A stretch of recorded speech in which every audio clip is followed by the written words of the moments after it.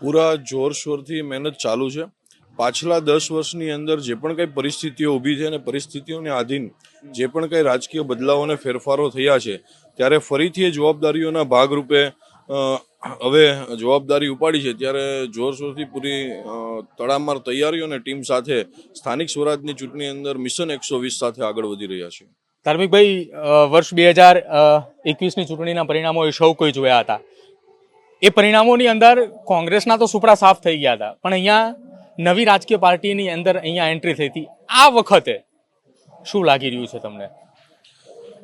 છેલ્લા 10 વર્ષના આ બદલાવની અંદર એ કોંગ્રેસ હોય કે આમ આદમી પાર્ટી હોય, એ બંનેને સ્થાનિક સ્વરાજની ચૂંટણીની અંદર જે કાંઈ અમારા આંદોલનની પરિસ્થિતિને લઈને સ્થાન મળ્યું હતું અને એમાં જે ઉમેદવારો આવ્યા, જે લોકો વિચારની, કામોની, ભ્રષ્ટાચારની ને જે વાતો કરતા હતા અને ખરા અર્થમાં એમને જે પોતાનો 5 વર્ષનો સમયગાળો વિતાવ્યો અને એમાં પ્રજાએ જે હાલાકી ભોગવી છે, જે ખરું પિક્ચર હતું એ જોયું છે, એ જો એને સ્પષ્ટ છે કે આ વખતે મિશન 120 એ પૂરા જોર સાથે ભારતીય જનતા પાર્ટીના 120 કમળો એ ગાંધીનગર મોકલાવીશું।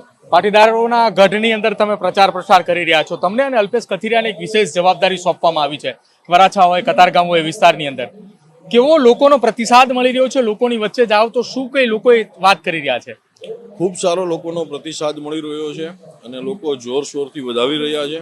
પાછલા 10 વર્ષની અંદર લોકોએ જે પણ કાંઈ ભૂલો કરી છે એ ભૂલો સ્વીકારી અને લોકો હવે ફરીથી કમળને આગળ વધારી અને કીધું એમ કે 120 કમળો એ ગાંધીનગર કમલમ ખાતે સમર્પિત કરવા માટે તૈયાર છે। એક છેલ્લો સવાલ, સુરત આવે એટલે સૌરાષ્ટ્ર સાથે જોડાયેલું હોય, વિસાવદર જે છે એનું કનેક્શન સીધું સુરતની અંદર છે। વિસાવદરની પેટા ચૂંટણીમાં સુરતમાં સભાઓ થઈ હતી, સુરતથી વિસાવદર કનેક્શન ખૂબ લાગી રહ્યું છે। શું માનવું છે તમારું સુરત અને વિસાવદરને લઈ?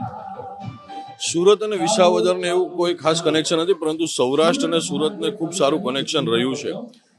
સુરતની અંદર મેં કીધું એમ કે પાટીદાર અનામત આંદોલનની જે પણ કાંઈ બાબતો હતી એને લઈને જે પણ કાંઈ રાજકીય બદલાવો આવ્યા અને એનો એક હવા ઊભી થઈ અને એના કારણે વિસાવદરની અંદર રાજકીય પરિવર્તન આવ્યું છે।